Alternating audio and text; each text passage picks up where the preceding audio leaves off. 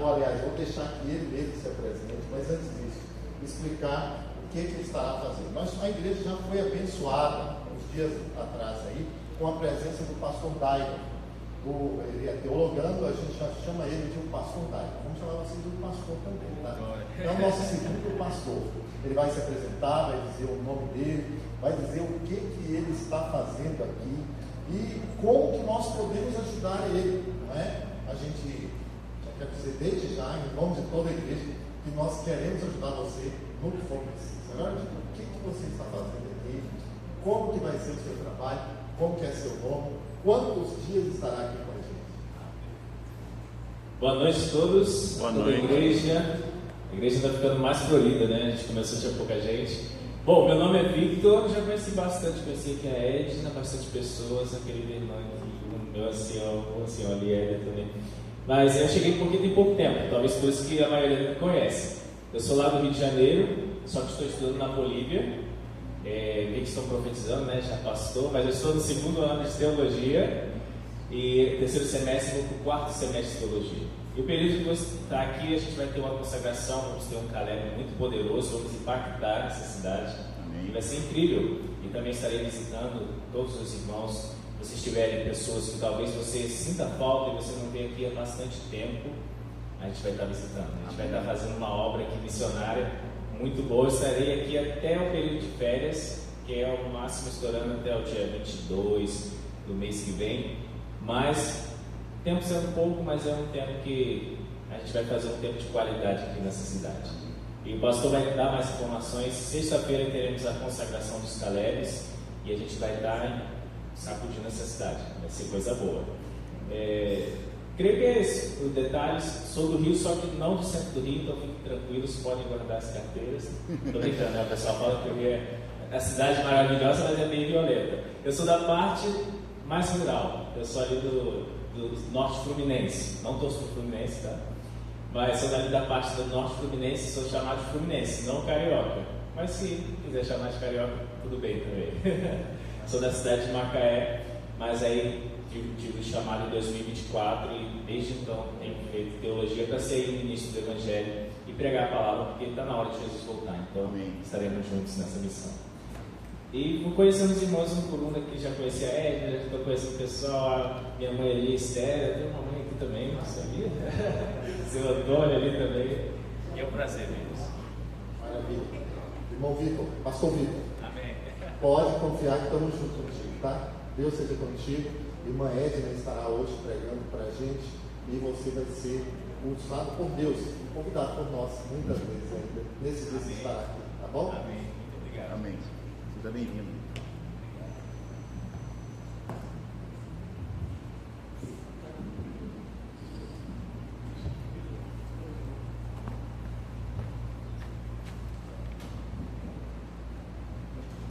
Boa noite. Boa noite. Boa semana também, né? Domingo, eu vi um vídeo no Instagram que um rapaz sentava no sofá, né? Aí a legenda tinha assim, domingo. Aí ele sentava no sofá e ao ligar a TV ele estava passando Globo Rural. E aí um segundo depois, é fantástico. Então é assim os nossos domingos, né? Não dá pra nada, nem pra lembrar dos problemas, porque é tanta coisa pra fazer, né? Mas graças a Deus que o nosso domingo foi bom, não foi? Foi bom, graças a Deus. Obrigada por você, irmão, estar aqui congregando, né?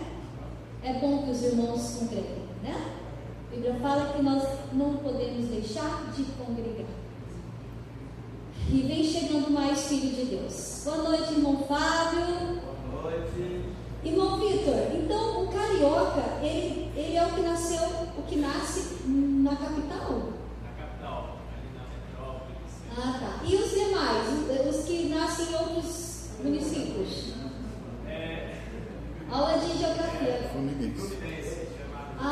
Eu nunca tinha entendido essa questão de carioca, fluminense. Tipo assim, peraí, todo mundo pode ser carioca, fluminense, ou tem uma divisão? Agora eu estou entendendo. Isso é sabe por quê, irmão Vitor? É porque o conteúdo do meu mestrado tem a ver com a cidade do Rio de Janeiro. Janeiro. E aí, no texto que eu estou redigindo, às vezes o personagem de lá, né, eu chamo ele de carioca, aí alguns teóricos chamam ele de fluminense, eu não tinha entendido. Agora eu vou acertar. Agora eu acerto. Queridos, eu queria mostrar para vocês esse livro que nós conhecemos, né? Ele é uma versão do Grande Conflito, mais dirigido para os jovens. Na escola adventista, o ensino médio tem esse livro como um livro paradidático. Ou seja, é uma lição, né? Faz parte do currículo da educação adventista apresentar esse livro para os alunos do ensino médio. E aí esse livro estava rolando lá em casa desde que a Moniz estava no ensino médio, né? E eu nunca nem abri o livro. Porque a gente é babado de livro em casa, né? Temos tanto conteúdo, tanto, que às vezes tem livros que você nunca abriu a capa.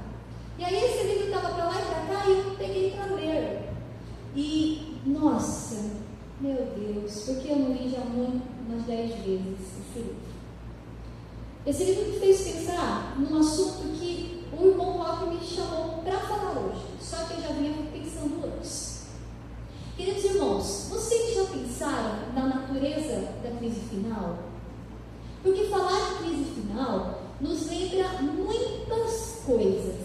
Falar em crise final nos lembra a pressão que nós vamos sofrer, né? Diante da imposição sobre nós, sobre a igreja. Falar em crise final nos faz pensar na angústia de Jacó, né? Na retirada, no fechamento da porta da graça. Então, quando nós lembramos de crise final, vem que tipo de sentimento em você? Sabe, irmãos, antes de nós fazermos qualquer coisa, pensarmos qualquer coisa, é importante compreender a natureza da crise final. E a Bíblia, ela traz um contexto que faz a gente entender isso, que já aconteceu. Aconteceram crises finais. Aconteceu crise final diante da destruição de Jerusalém. Não só nos anos 70, anos antes, na época de Nabucodonosor. Aconteceram crises finais na história. E como é que cada filho de Deus venceu as crises? E hoje eu queria trazer para vocês um contexto de uma crise que precede a morte de Cristo.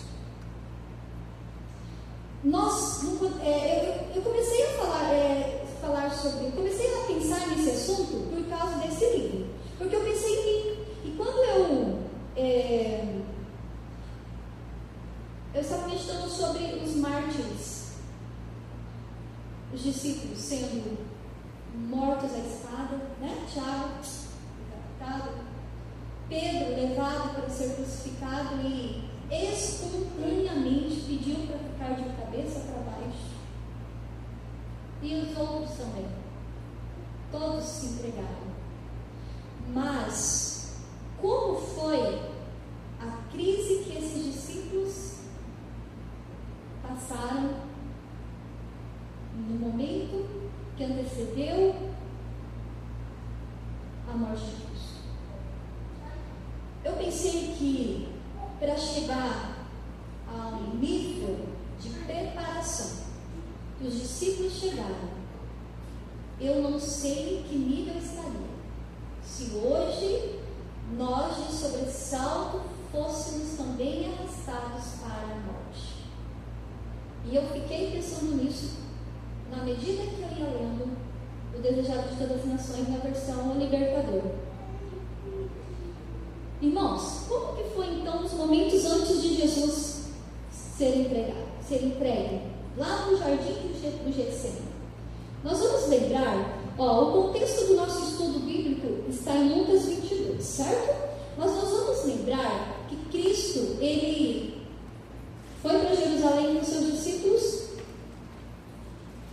e então viria a Páscoa, né? E Jesus, vamos lembrar só uma fala dele, quando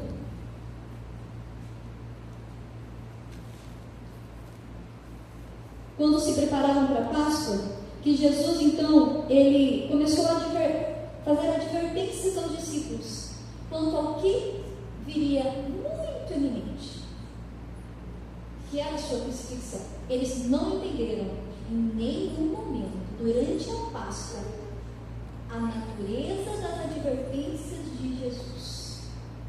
Naquele momento, os discípulos, eles tinham uma ideia fixa, a de que Jesus deveria ser o rei. Tanto é que, enquanto preparavam a Páscoa, enquanto decidiam ali, enquanto se sentavam ali, o assunto entre os discípulos era quem seria o maior, né? Aqui, e Jesus, ele, onisciente, mesmo com a natureza, mesmo em natureza humana, mas ele não deixou de ser Deus. E ele sabia das discussões entre os discípulos para saber quem seria o mais importante ao lado do reinado de Cristo. Mesmo que Jesus tivesse falado tantas vezes que ele veio para ser entregue, ele veio para morrer, os discípulos não entenderam. E aqui, enquanto preparavam a Páscoa, aqui nós estamos percorrendo Lucas. Vocês podem estar lendo enquanto eu vou falando, Lucas capítulo 22, que vem desde o plano para matar Jesus, aí veio a preparação da Páscoa, a Santa Ceia, e aí veio então a discussão de quem é maior, no versículo 24, e aí Jesus então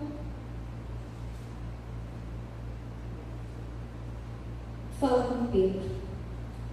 E eu quero ler com vocês o capítulo 22, o verso 31 ao 34.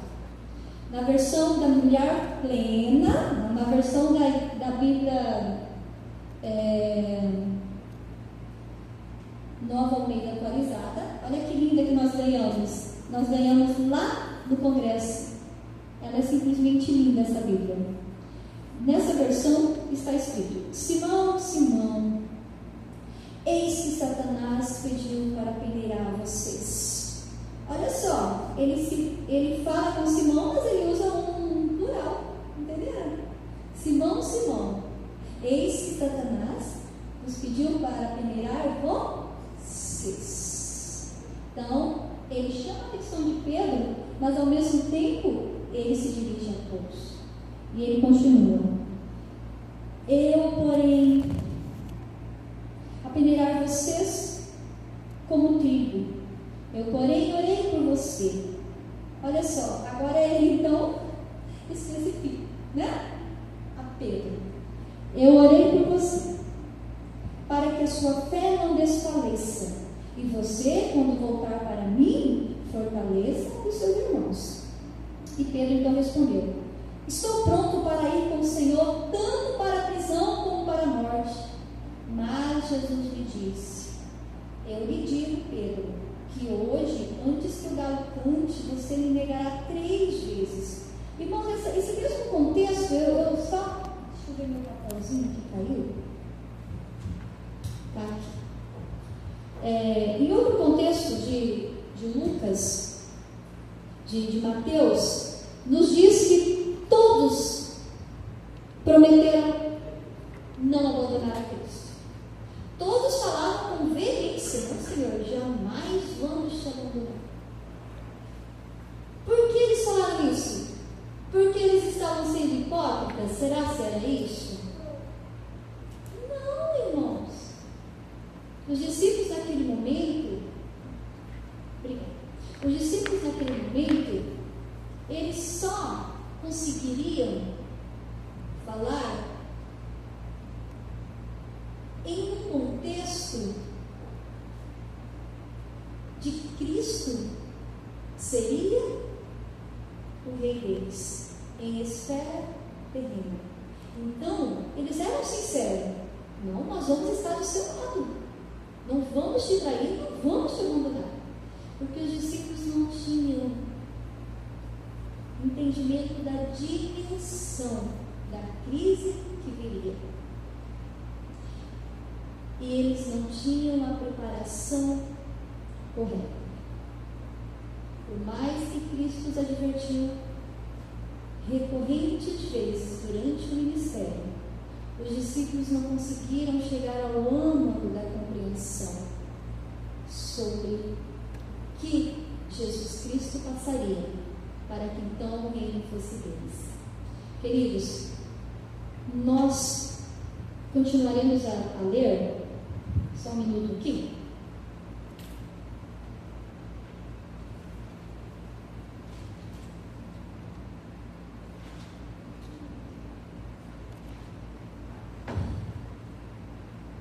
Nós continuaremos a ler que no momento em que Cristo ele sai do salão onde eles tomaram a Páscoa, eles vão para o jardim de Getsemane.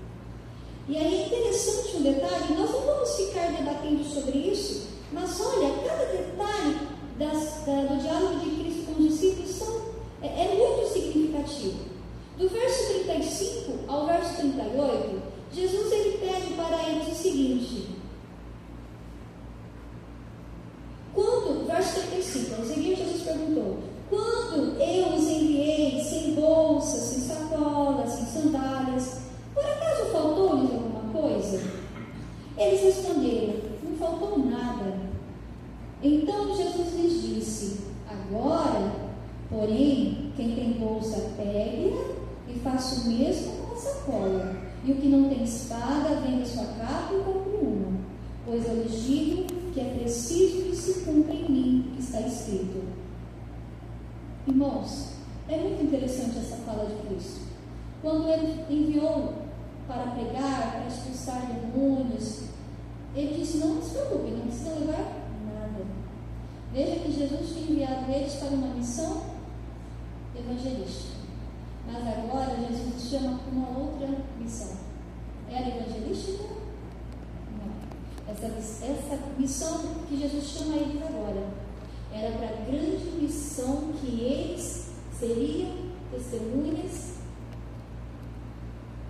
ali com Cristo. Era a missão final de Cristo. E o pegar das sacolas, o pegar da espada, ali é muito simbólico. Sabe por quê, irmãos? Porque eles venceriam a guerra com a verdadeira espada. Tanto é que quando eles eram duas espadas, o verso diz assim, olha só, verso 37: pois eu lhes digo, é preciso que se cumpra em mim o que está escrito: ele foi contado com os malfeitores, pois o que a mim se refere está sendo cumprido. Então lhe disseram: Senhor, aqui estão duas espadas. Jesus respondeu: basta. Irmãos, nós sabemos que a Bíblia é a espada. E Jesus, os discípulos entenderiam isso depois. Naquele momento, os discípulos não entenderiam. A grande batalha que seria travada ali era uma batalha entre Cristo e toda a hoste do mal, toda a raça humana. Porque todos estavam prontos para matá-lo. E os discípulos, então, também enfrentariam uma grande batalha naquele momento. Só que aquela espada que eles levaram feriu a orelha, um deles feriu a orelha de soldados. E Jesus falou: não é sobre isso. Pega aí, coloca de novo.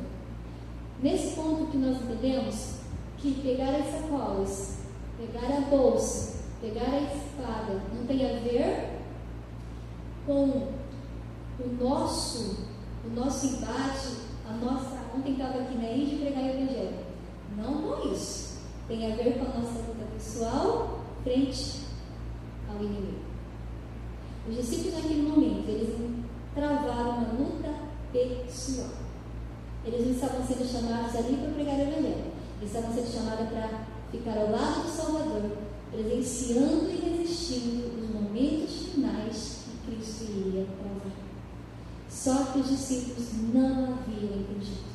E no momento em que Cristo orava no Getsemane. Ali Jesus, no Monte das Oliveiras, saiu com... Não, peraí. Não, eu estou confundindo.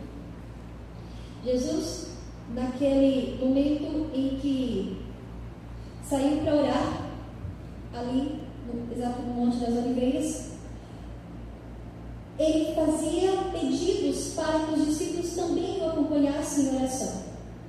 E ele falava: orem para que vocês não caiam em tentação.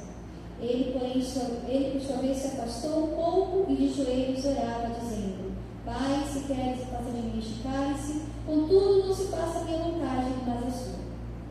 E aí o verso, ali transcorre a agonia de Cristo, a grande crise que Cristo estava enfrentando em oração. Mas os discípulos estavam dormindo. Irmãos, vocês conseguem entender que o momento do sobressalto não é o pior da história? Sabe qual é o pior momento da história? É os momentos que antecedem a crise final. É este agora que nós estamos vivendo. Irmãos, a gente sempre tem uma ideia de que as coisas vão acontecer. É futuro ainda. Que vai ter a crise final, que vai ter as pragas, que vai ainda ser feito leis que nos tirem a liberdade. Então a gente sempre leva para um tempo futuro. Só que esse momento que nós estamos vivendo hoje, irmãos, já é um momento de crise. E esse momento é o momento que Cristo pede para nos despertar. Quando os discípulos oravam, eles não faziam ideia da crise que ia acontecer. E eles não se prepararam. Por isso, quando Cristo foi preso, nenhum deles ficou do lado de Jesus. Nenhum deles. Por mais que eles tivessem dito com sinceridade que ficariam ali, eles não resistiram ao medo que lhes sobreviveu. E o que faltou para os discípulos? O que faltou para eles?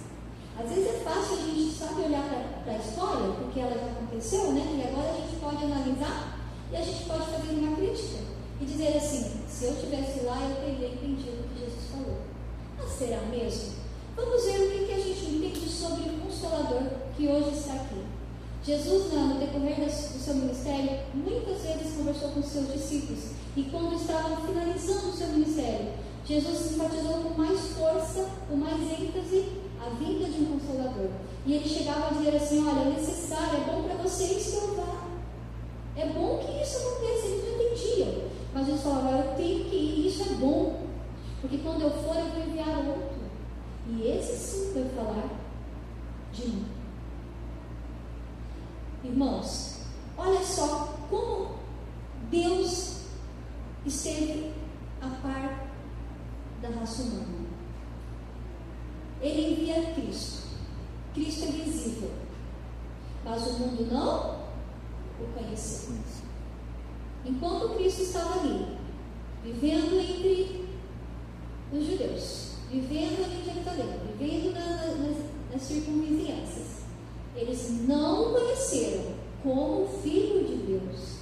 Eles não compreenderam como o ser divino enviado ao mundo, como Messias.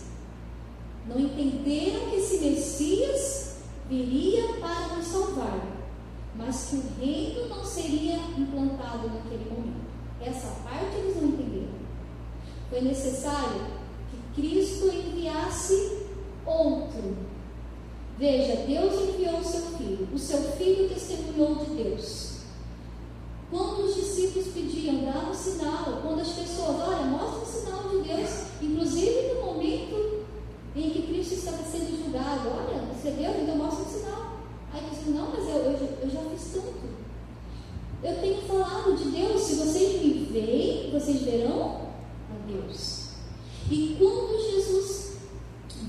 céu e que Ele então envia outro. Veja que nós nunca ficamos órfãos.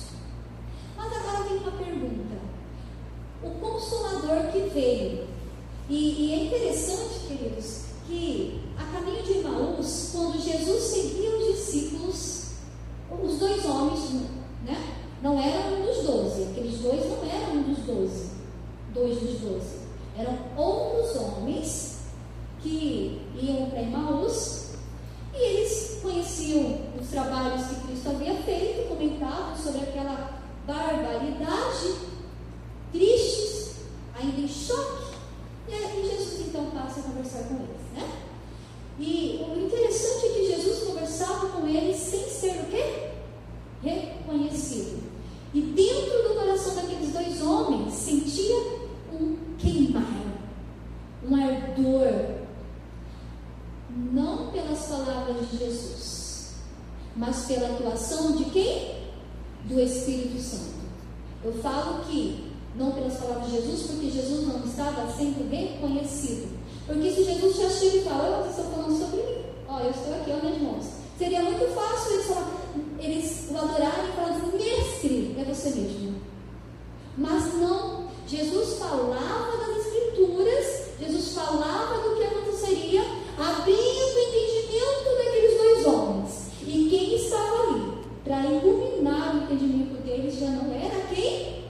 Jesus. Era quem? O Espírito Santo. Ali já era uma pequena demonstração para aqueles homens da grandiosidade desse Deus que estaria após Jesus subir, que já estava atuando. E aqueles homens, e foi tão forte, tão convincente, a força do Espírito Santo ali, que aqueles homens chegaram em casa, porque Jesus, ele ia passando. Eles chegaram em Emaús, e Jesus seguia. Ele falou: não, você não vai, você fica conosco. Você vai lá na nossa casa, vai tomar uma refeição, vai descansar à noite. E eles só reconheceram aquele homem quando ele levantou-se para agradecer o alimento. Quando eles perceberam que ali era Jesus. E veja, e Jesus logo se desapareceu. E quando eles viram então que aquele homem era Jesus, que foi ele que tinha falado, eles falaram: olha, vocês não perceberam que quando Jesus, você percebeu, meu amigo, que quando Jesus falava, ardia o coração? E eles, unânimes, concordaram. E aí eles não ficaram em casa. Veja, era noite, era um caminho, eu não me lembro se é 12 quilômetros.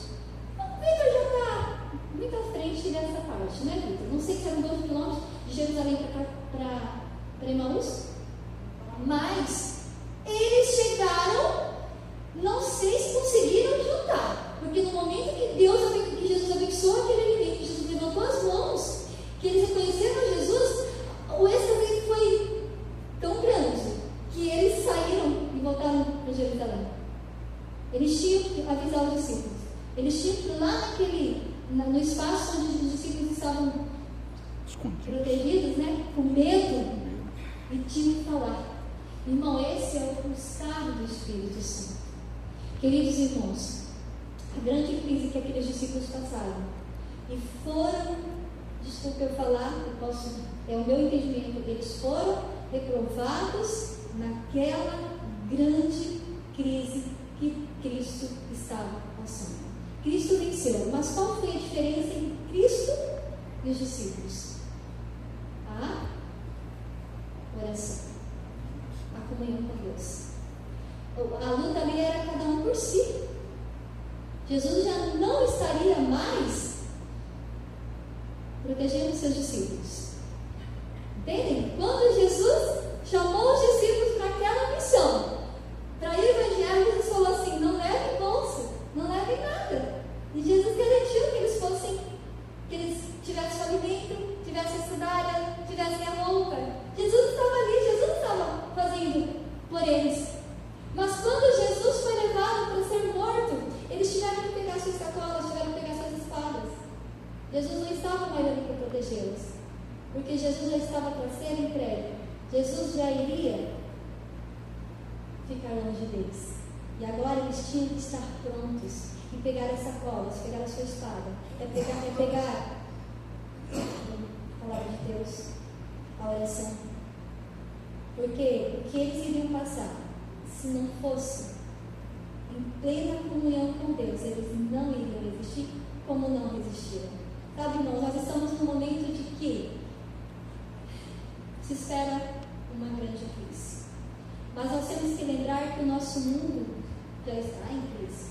Nós não podemos pensar só numa crise futura, porque a natureza da crise de hoje não tem muito a ver com se nós vamos resistir à pressão de não comprar, de não vender, de sermos aprisionados dentro de um sistema, né? Porque a liberdade religiosa vai ser tirada. Talvez o nosso foco esteja: meu Deus, como eu vou vencer? Como eu vou vencer a pressão? Se eu for levado para ser preso, maltratado, açoitado lá para morto.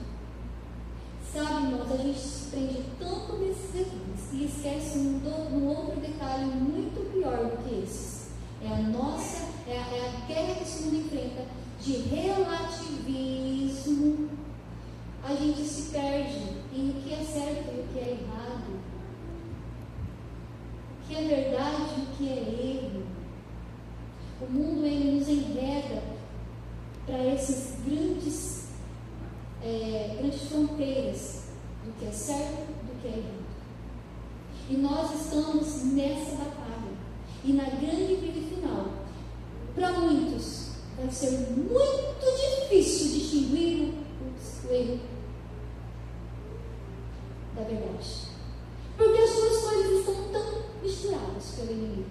Tão misturadas, que unicamente a espada verdadeira pode clarear nossa mente, unicamente pelo poder do Espírito Santo, que o mundo não conheceu e não viu.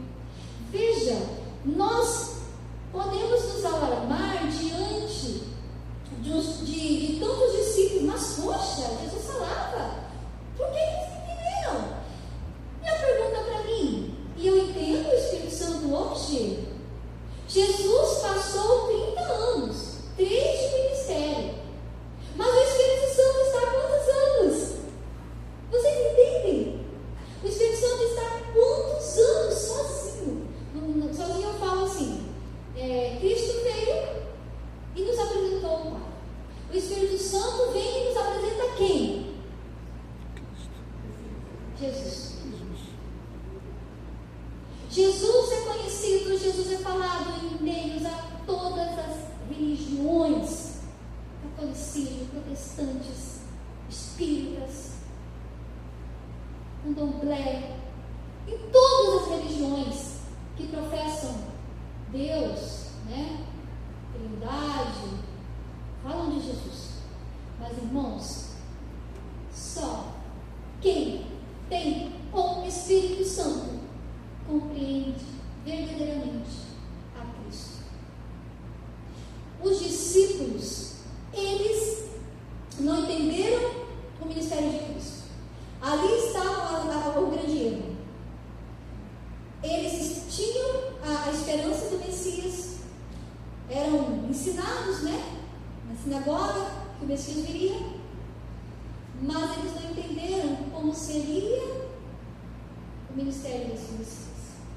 O Messias veio, pregou,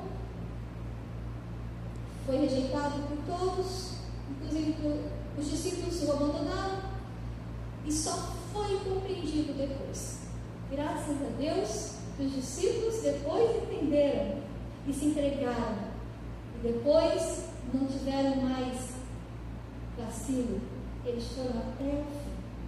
Mas sabe, queridos irmãos, agora nós estamos diante de uma crise que pode não ter chance para depois.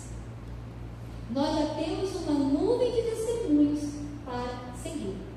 Nós temos testemunho de Jesus, nós temos todo o trabalho que ele fez, o que aconteceu com os discípulos, para que não aconteça conosco. Porque nós vamos estar em uma situação final mesmo. Não tem mais Messias para vir. Nós estamos nos dedinhos da espada. Depois disso vem o quê? O fim. E agora é o momento que nós não podemos dormir. Porque é o momento de preparação. Entendem? Cristo enviou o Consolador. O Consolador é quem nos mostra verdadeiramente Cristo.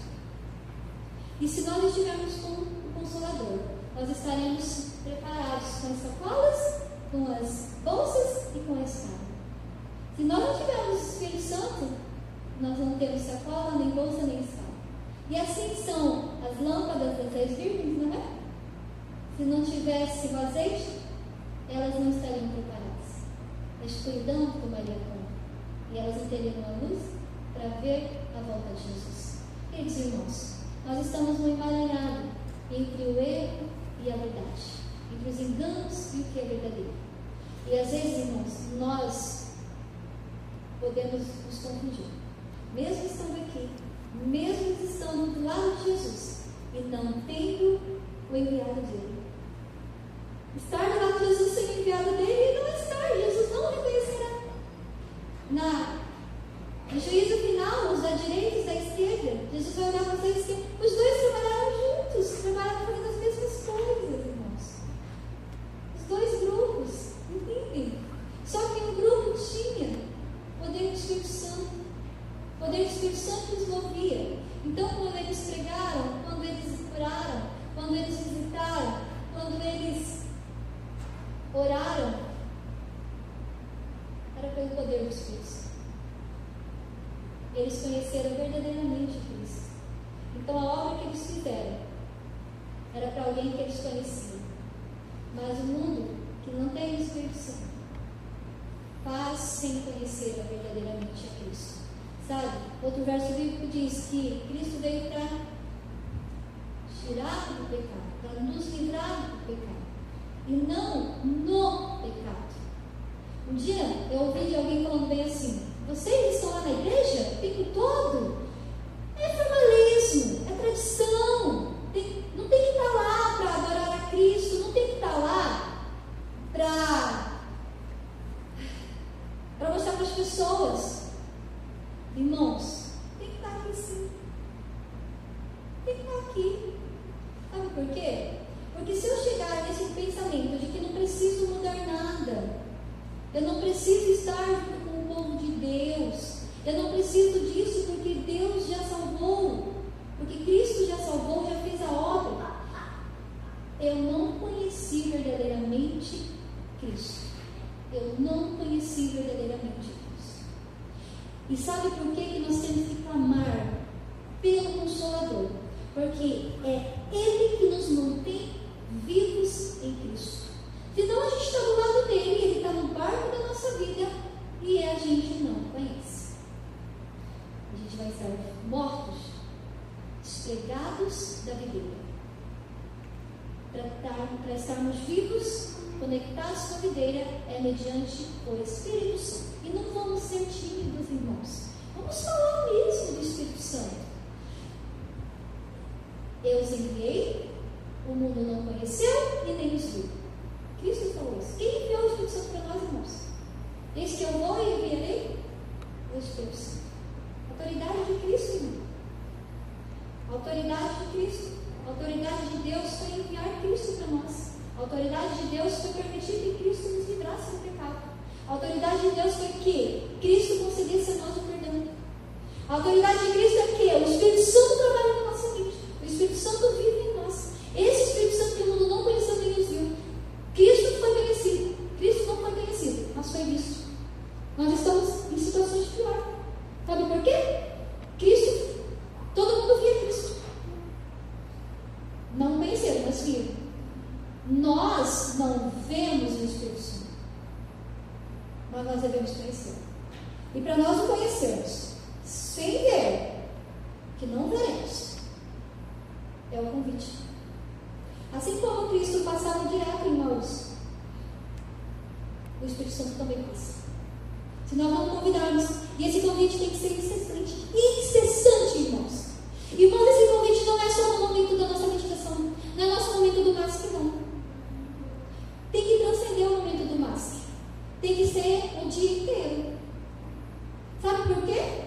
Porque o Espírito Santo tem que ser convidado. E o Espírito Santo convidado, nós também temos que ter consciência que a nossa casa tem que ser purificada.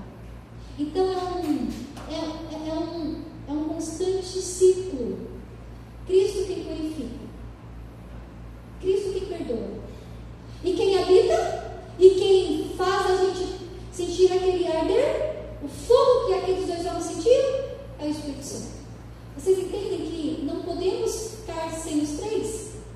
Não dá para ficar sem os três na nossa vida.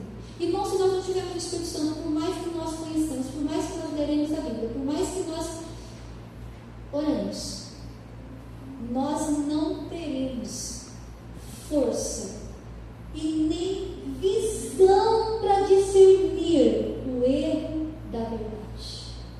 E por mais que nós continuemos a orar, por mais que nós continuemos a vir à igreja, por mais que nós continuemos a pregar a Cristo, mas se o Espírito Santo não estiver constantemente nas nossas ações, nós podemos ser levados para o engano, porque o Satanás, ele vai usar todo tipo de artimanha. Então, irmãos, para a gente encerrar a nossa mensagem, porque é só a parte 1, a grande crise final que vai estar aqui na nossa mente é muito maior do que uma imposição papal, uma imposição política, ser levados no cativeiro, sermos privados de bens. Maior do que tudo isso, maior do que todas essas, a grande crise nossa é estarmos imbuídos do Espírito Santo, para estarmos vivos em Cristo, convictos da verdade. Porque sem Cristo nós podemos se perder, nos perder nos grandes enganos que Satanás está colocando nesse mundo, relativando tudo, misturando as verdades, e a gente não sabe para onde vai, para quem ir. Que o Espírito Santo venha fazer morada, porque queremos não, assim como os discípulos fizeram, fugir diante da batalha. Nós queremos estar prontos diante da batalha, porque quando os discípulos viram a coisa ficar preta mesmo, eles não estavam preparados. E quando nós vemos isso, nós estaremos preparados? Ou nós fugiremos? Nós nos renderemos? Para nós não nos rendemos. Então que o Espírito Santo venha e fique do nosso lado. Porque, irmãos,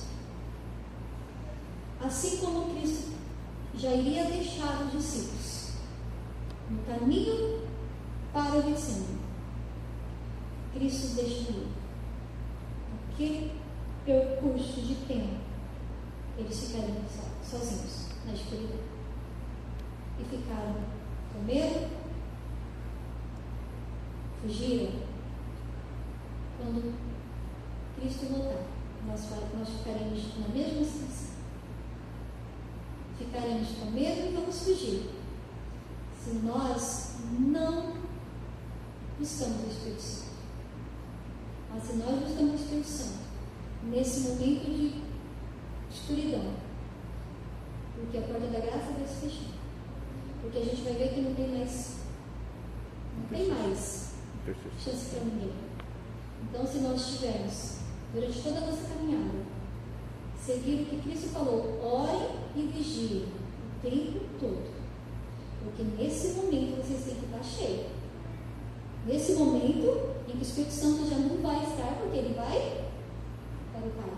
É o momento que nós temos que estar preparados, cheio. Cristo chorou lágrimas de sangue. Cristo se esvaiu, perdeu as forças, se prostrou ali naquele jardim. Estava derrotado. Alto lá. Ele estava passando pelaquela grande crise, buscando toda a força que ele precisava lá do Pai. Porque no momento em que os soldados chegaram, aquele Cristo que chorava sangue já não era mais o mesmo. Era o Cristo em pé, imponente, tão imponente, quando ele se levantou e falou: quem vocês estão procurando? Eu? Estou aqui. Porque naquele momento Cristo estava pronto. Cristo estava pronto. E naquele momento, irmãos, até a sua morte, Ele não mostrou mais uma única fisionomia de derrota. Ele não mostrou mais uma única fisionomia de fraqueza. Ele estava ali sendo cuspido, levado de um canto para o outro. Leva para Caifás, leva para isso, leva para Pilatos, para Herodes. Em nenhum momento Cristo se deixou abater. Em nenhum momento Cristo chorou. Porque Ele já tinha chorado antes. Porque Ele já tinha feito a entrega antes. Porque Ele já tinha feito tudo o que Ele tinha que fazer diante de Deus antes. Porque no momento da crise, Ele já estava pronto para chegar no final vitorioso. Irmãos, tudo que a gente tem que passar é hoje. Hoje não é hora de dormir, tá? Hoje não é hora de a gente ficar sossegado, não. Não é hora da gente deixar a oração só para uma hora de dormir, nem para amanhã. É hora da gente pegar a bolsa, a sacola e as espadas. Mas a natureza da nossa batalha é uma natureza aqui, dentro do nosso cérebro. Nós, o Espírito Santo, vivos em Jesus, e que nós sejamos cada dia fortalecidos para vencer a grande batalha final como Cristo venceu. Quando a gente enfrentar a última batalha, aí a gente vai poder, que nem Cristo, levantar os olhos e não temer ser arrastado, ser julgado, ser pisoteado. Porque nosso vale de choro já passou. Então é hoje esse momento. É hoje. Esse momento é o momento da gente perceber que a gente não pode ficar conformado com as coisas. Não é buscar um tesouro para ser desfrutado, para que nossos filhos também desfrutem, para que as próximas gerações também sejam beneficiadas. Não, claro, buscamos o nosso compartilhamento. Buscamos ter a nossa vida, principalmente para ajudar a quem precisa. Mas a nossa história hoje está sendo decidida. Hoje é o momento de nós vivermos o vale que Cristo viveu, para que quando a gente enfrentar a grande crise, nós possamos estar como Cristo esteve. Amém? Amém. Nós vamos cantar digno ao Cordeiro. Vamos sentar em pé, vamos orar e vamos viver mais uma semana vivos em Jesus. Amém.